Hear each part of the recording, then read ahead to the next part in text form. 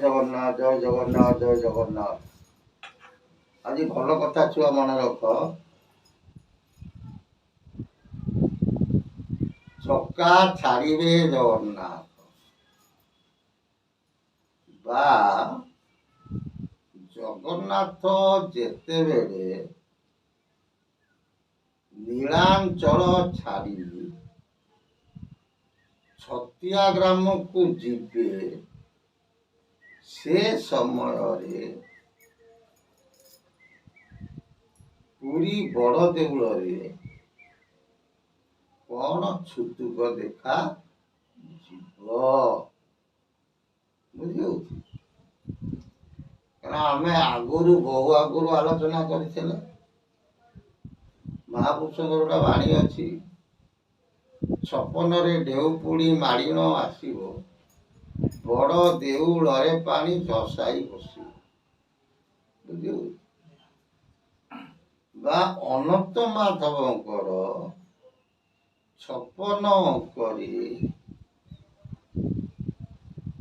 ବଡ଼ ଦେଉଳରେ ପାଣି ପଶିବ ବୋଲି ମହାପୁରୁଷ ଅଚ୍ୟୁତାନନ୍ଦ ଦାସଙ୍କ ସହିତ ଅରକ୍ଷିତ ଦାସ ତାଙ୍କ ମହାପଦ୍ମକଳ୍ପରେ ବର୍ଣ୍ଣନା କରିଛନ୍ତି। ଆଉ ଗୋଟିଏ କଥା ମନେ ରଖିଥାଅ, ଇଏ ମହାପୁରୁଷ ଦୁଇ ଜଣ ଏ କଥା କହିବା ସମୟରେ ହାଡ଼ିବନ୍ଧୁ ଦାସ ସିଏ ମଧ୍ୟ ଛାଡ଼ିନାହାନ୍ତି। ସିଏ ମଧ୍ୟ କହିଛନ୍ତି ଠାକୁର କଣ ହେବେ, ଅମରାରୀପୁରକୁ ଦିନେ ନା ଦିନେ ଯିବେ। ଅମରାରୀପୁର ମାନେ ଅମରାବତୀ କଟକକୁ ଦିନେ ଯିବେ। ଯେତେବେଳେ ଯିବେ ସେତେବେଳେ ପୁରୀରେ ଗୋଟିଏ ଅଲୌକିକ ଘଟଣା ଘଟିବ, ଯାହା ଫଳରେ ଭକ୍ତମାନେ ଜାଣିପାରିବେ ଯେ କଣ ହବ ନା ଜଗନ୍ନାଥ ବଡ଼ ଦେଉଳ ପରିତ୍ୟାଗ କରିବେ। ତମର ମନ ତ ଆସିପାରେ, ଠାକୁର ଲକ୍ଷ୍ମୀକି କଥା ଦେଇଛନ୍ତି ଆମେ ବଡ଼ ଦେଉଳ ଛାଡ଼ିକି ଯିବୁ ନାହିଁ, ନା ନାଇଁ? କିନ୍ତୁ ମନେ ରଖିଥାଅ, ଆଗରୁ ଅନେକ ବାର ଠାକୁର ସ୍ଥାନଚ୍ୟୁତ ଦେଇଛନ୍ତି। ସୋନପୁରରେ ପାତାଳଗାମୀ ରହିଛନ୍ତି, ଚିଲିକା ମଝିରେ ରହିଛନ୍ତି। ଏମିତି ପରିସ୍ଥିତି ନେଇକି ଠାକୁରଙ୍କୁ ସ୍ଥାନାନ୍ତର କରାଯାଇଛି, ପୁଣି ଠାକୁର ମଧ୍ୟ ଫେରିଛନ୍ତି। ସେମିତି ଭାବରେ ଦିନେ ନା ଦିନେ କହୁଛନ୍ତି ଛତିଆ ଗ୍ରାମକୁ ଦିନେ ଠାକୁର ଯିବେ।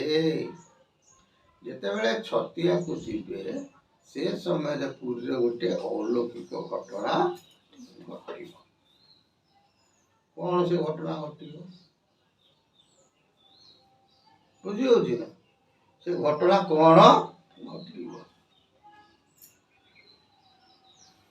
କହିଲେ ଠାକୁର କହୁଛନ୍ତି କଣ, ହରିବନ୍ଧୁ ଦାସ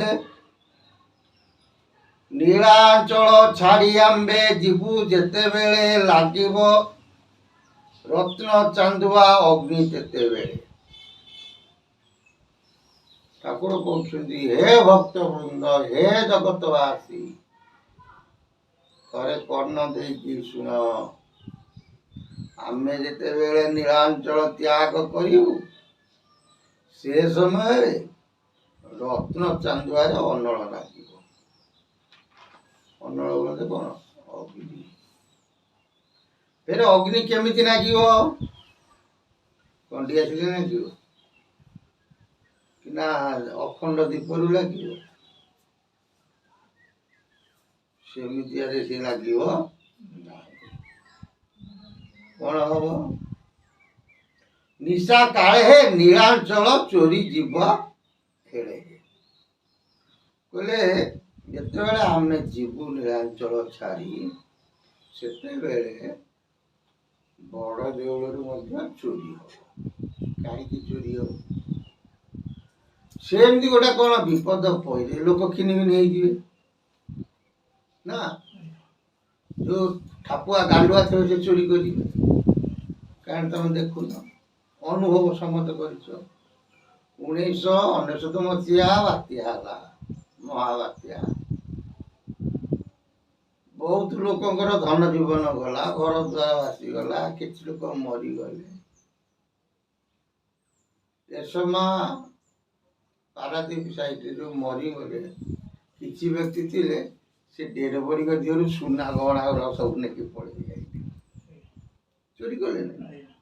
କିନ୍ତୁ ଆହା ଶବ୍ଦ ତାଙ୍କ ପାଟିରେ ପଶିଲାନି, ତାଙ୍କ ଲୋଭ ଆସିଗଲା, ସେ କଣ କଲେ ଚୋରି କରି ନେଇ ପଳେଇ ଆସିଲେ।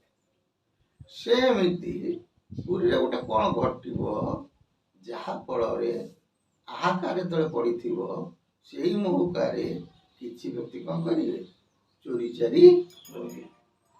କଣ ହବ ନୀଳା କହିଲେ, ରତ୍ନ ଚାନ୍ଦୁଆରେ ନିଆଁ ଲାଗିବ। ସେ ନିଆଁଟା କେମିତି ଲାଗିବ?